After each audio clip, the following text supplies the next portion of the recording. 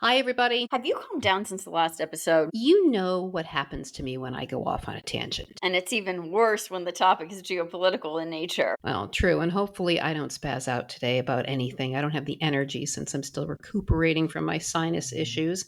And since we don't have a question, let's jump right in.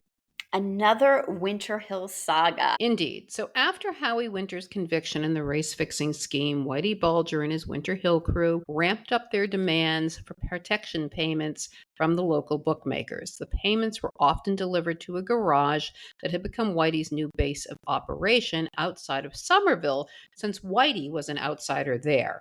Which brings us to our subject, the Lancaster Street Garage, that was, no surprise, located on Lancaster Street in the West End of Boston, on the edge of North Station and a short walk to the North End. I don't trust you whenever you say a short walk. You made me walk 5 miles for a cup of coffee once. It was for your health, and seriously, it was a mere mortal walking distance to the North End from there. But quite a distance from Winter Hill and Somerville. And that's exactly what Whitey wanted. Are we going to talk about George Kaufman today? Definitely. Other than mentioning him in passing, we haven't discussed Kaufman at all, and we can't let all your research go to waste. Thank you. So before we dive into the goings on at the garage, I'll regale you with George's story. He was born on September 22nd, 1928 to David and Ann Kaufman in Mattapan. One of 5 children, his parents immigrated from Minsk in what was then the Russian Empire. George would go on to marry Ruth Lieberman and father 3 children. George had no criminal record, but at the time of his death from natural causes in April of 95, he was under indictment for what was essentially collecting payoffs from bookies at the behest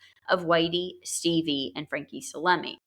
We will delve deeper into that part of the story in season 3. Okay, now for the tale of the garage. In 1980, the Massachusetts State Police, after receiving a tip, determined that the garage at 131 Lancaster Street was a hub for organized crime figures conducting illegal activities, and it was being operated by the boys of Winter Hill. The owner of the garage was none other than George Kaufman, and the official name of the business was Lancaster Foreign Motors. George would later be deemed a close associate of Whitey Bulger and Stevie Flemmi. The garage was the site of a normal business until the afternoons when Bulger and Flemmi would meet the bookies and gangsters. Later, during the 1980s, Flemmi, in order to minimize law enforcement attention to himself, had Kaufman receive the payments from bookies, including Bert and Chico Grants, who over a decade later would flip on all of them. Can we not get too far ahead, or are you going to be a spaz like you were last time? Relax. With Kaufman's assistance, the Lancaster Street Garage became the business office of the Winter Hill Gang, according to the Boston Globe, in which reputed leaders from crime gangs of every ethnic background, end quote, came to speak with Bulger and Flemmi. The Staties rented a room on the 3rd floor of a flop house that was located directly across the street from the garage to observe the comings and goings of a wide array of wise guys, Italians, Irish, Jewish, and more.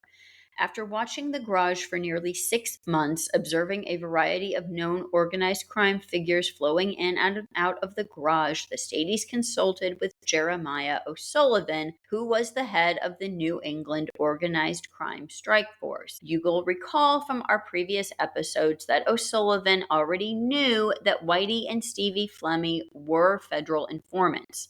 The Staties wanted permission to install a wiretap at the garage on Lancaster Street, but were adamant that the FBI not be looped into their investigation after what had happened with Operation Lobster the previous year. O'Sullivan agreed and sent in the Suffolk County DA for approval, although he apparently told the highly decorated statey, Bob Long, that it would be suicide to go up against the FBI. According to a 209 filed by an agent at the Boston field office, the FBI had known about the happenings at the garage at least as early as January of 1980.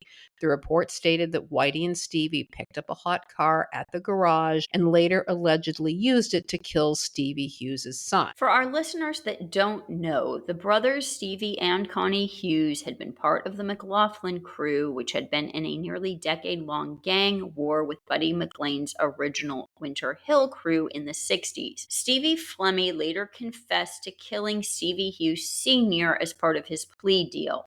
For more on the Hughes brothers' murders, check out the hit parade of 1966, and we'll cover Junior's murder in the next episode. Well, the FBI had zero interest in following up and certainly weren't going to inform the Staties that there was a new organized crime clubhouse in the West End. And initially, unbeknownst to the feds, the Staties installed the first wiretap at the garage on July 24th, 1980. That wire only picked up noise but no conversations. The second bug was placed in a sofa, which was rendered useless after Vincent, Fat Vinny Roberto, sat on it. Oh dear. Am I supposed to ask how fat Vinny was? Vinny was roughly $4. Yeah, yikes. He might have been bigger than the late Carmine the Cheeseman D'Annunzio, who died a few weeks ago. I think Carmine tipped the scales in his favor, but what I know for sure is that Dad was slimmer than those two. Well, moving on from the scales of injustice, the third time was the charm for the Staties. But after just 2 weeks of successful eavesdropping, they noticed that Whitey and Stevie abruptly changed their routine. Whitey was prancing about, puffing out his chest and sucking in his gut in direct line of where the cameras were located. Yeah, because he knew exactly where they were. Stevie had learned of the operation from a corrupt Statie. He went crying to Zip Connolly, who confirmed that there was indeed a wiretap and that was the end of the secret part of the operation. The flow of wise guys didn't stop, but instead of conversing in the garage, they would pile into one of the cars with the windows rolled up and would have their meetings with their hands over their mouths. Occasionally, they were able to pick up chatter, but it was them busting chops, talking about how good the troopers were at catching speeders and similar digs. And the garage wasn't the only place wired for sound. Less than a month after the wire went live on Lancaster Street, Larry Zanino, A.B. Sarkis, Red Acid, Michael Desatel, and 7 others were scooped up and charged with running an illegal gambling and sports betting operation that was netting $300,000 to $500,000 a week, according to authorities, and the arrests were made thanks to another wire. That is insane. And wasn't the first round of arrests in that case in June of that year? Yeah, way up in Essex County. Okay, well, let's get back to Lancaster Street. On September 4th, the Staties observed Whitey and Stevie meeting with Frank LaPere, an associate in the marijuana smuggling operation of your favorite, Salvatore Caruana.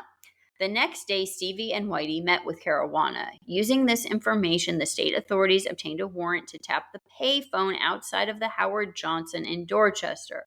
12 days after that meeting with Caruana, the wiretaps were installed on 5 payphones in total. Hey, that phone booth outside the Hojo's was the phone booth that my mother left me in. Hey, that is a bizarre link. Anyway, Whitey never used that phone, and neither he nor Flemmy ever met at that location after that. And really, that was a perfect spot. It's right on the Southeast Expressway, a minute to Dorchester Ave, an exit away from the beach, Southie, Neponset Circle. And Dad was always lingering around there in the 70s and the 80s. There was some car wash over there that he'd go to at least once a week. Well, who knows what was really going on there? Hey, at least they ruined it for that spot for them. True. So there's that.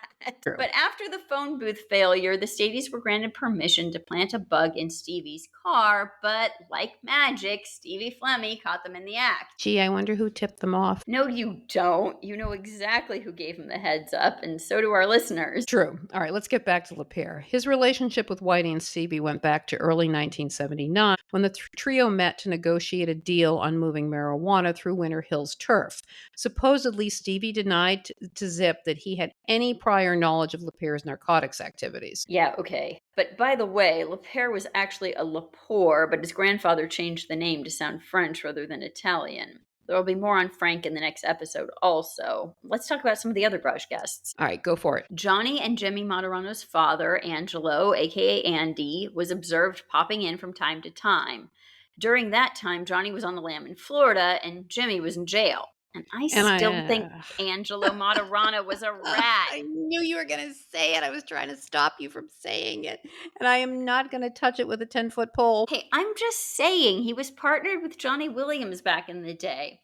Anyway, there were plenty of other Winter Hill relatives who stopped by for a visit. True. Frankie Slummy Jr. and Senior's brother Jackie, who was also part of the old Roxbury crew that consisted of not only the Slummy brothers, but the Flemmy brothers and George Kaufman. And speaking of old crews, Tony Blue D'Agostino, who was part of Buddy McLean's original Winter Hill crew and was with Buddy the night he was killed, also found time to pop in. I feel like Tony Blue finds ways to pop into our stories very often these days. Well, it certainly seems that way. Blue was visiting visiting Stevie Flemmi, by the way. And speaking of the old guard, Phil Wagenheim was seen conversing with Whitey frequently. And make sure to link to the episodes that we covered Phil in. I will try to remember. And speaking of linking to previous episodes, Nikki Femia.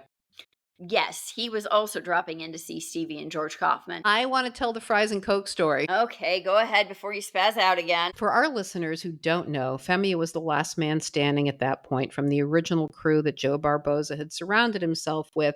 And because Barboza had his bromance with Buddy McLean, he was sort of grandfathered into Winter Hill. When the Blackfriars Massacre happened in 1978, he was initially one of the main suspects. But Whitey told Zip to look elsewhere until a few months later when Femia showed up at the garage with French fries and Coke. Clarification, please. Well, Whitey was a health nut, and the sight of bloated Femia with French fries and Coke to snort, not drink, was an affront to Whitey's senses. So Whitey lost his mind, tossed Femia out, and then went to Connolly and told him to report that Femia was a suspect in the Blackfriars. Well, you can hear more about that in our Blackfriars episode, because didn't they say that Femia was high when Blackfriars went down? Yes. So that makes sense. Okay.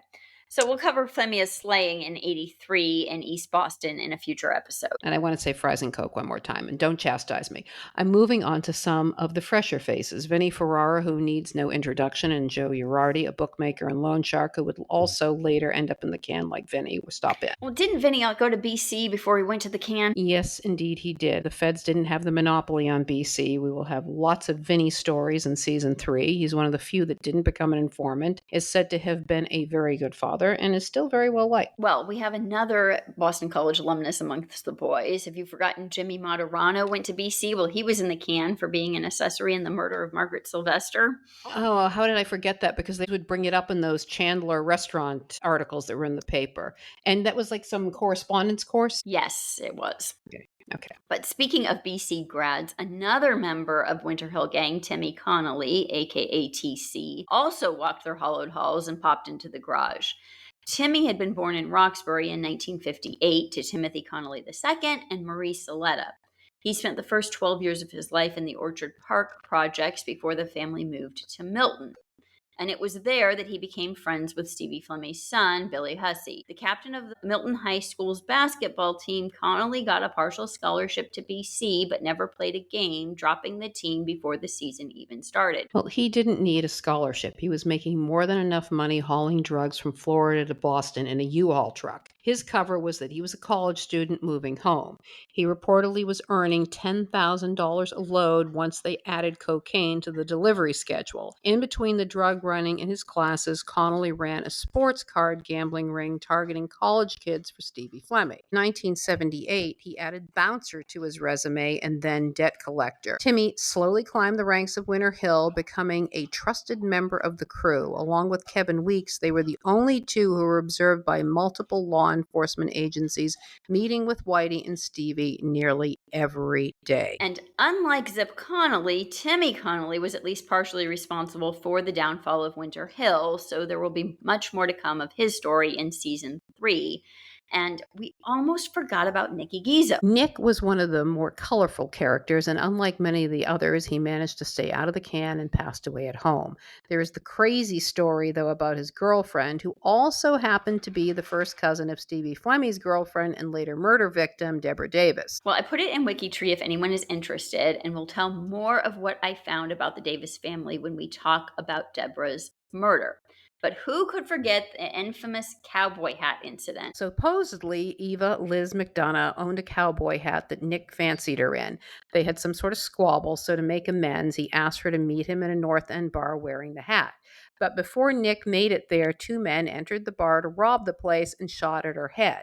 But she survived unscathed, unlike her hat, and lived until June of 2019. Well, the attempted hit was in March of 84. The shooter was allegedly sent to murder her, but the hat was so big that all 3 of the bullets went straight through, with just one grazing Liz's head. The feds alleged later that it was Jerry Angiulo who wanted Nick to give up the relationship, citing their wiretap at 98 Prince Street. but that conversation had taken place nearly 3 years before the assassination attempt. In Jerry's defense, he liked to gripe more than I do. I highly doubt he even remembered making that complaint 3 years later, but I can think of someone else who might have deemed her a threat. Well, the Jerry story stems from a conversation in which Liz allegedly told some woman that Peter Lamoni had killed her son. The mother had confronted Jerry, and Jerry yelled at Nick, saying that Liz was, quote unquote, a danger.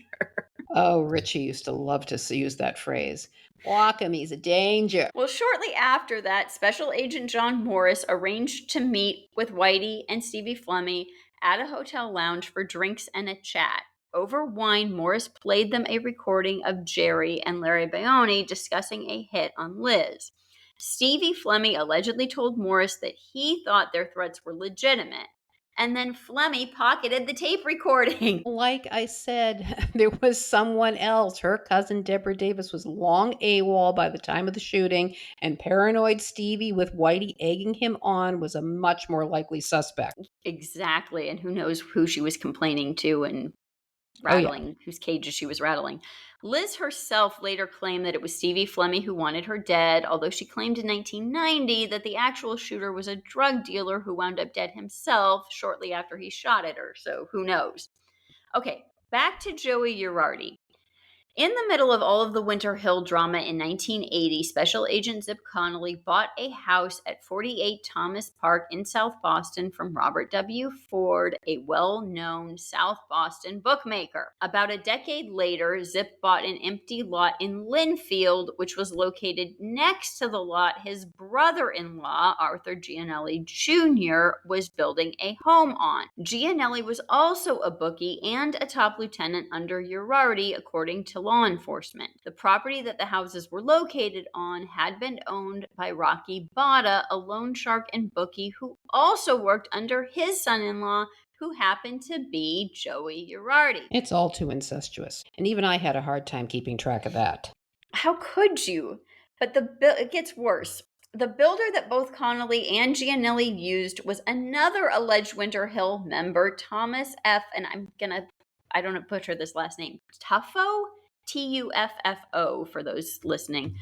He had helped Connolly negotiate the deal with the bank to purchase the lot in Linfield. Tuffo was partners with another Winter Hill gang member, Kevin O'Neill, who was part owner of Triple. I do want to note here that Connolly had retired from the FBI in 1990. I'm sorry, but it's just the whole thing. Anyhow, let's get back to the garage so we can wrap this up. It would be 33 years before the state police would have their day in court and finally put all of their hard work to good use. With the long-awaited arrest of Whitey Bulger in 2011 in Santa Monica, a trial was on the horizon. In 2013, then retired State Police Lieutenant Robert Long kicked off the trial against Bulger when he took the stand and testified about the recordings, both audio and video, and the photographs obtained during the surveillance of the Lancaster Street Garage. And their hard work paid off. Finally, but let's save the trial, please, for season 4. There's going to be a season 4. Well, as long as you stay on the other side of the ocean. Oh, now you're threatening my life. Okay, I'm ignoring you. Next week, we will be back with the hit parade of 1980. Yes, we will be back next week rather than taking an alternate week to get back on schedule. So thanks, everyone, for listening. Bye. Bye.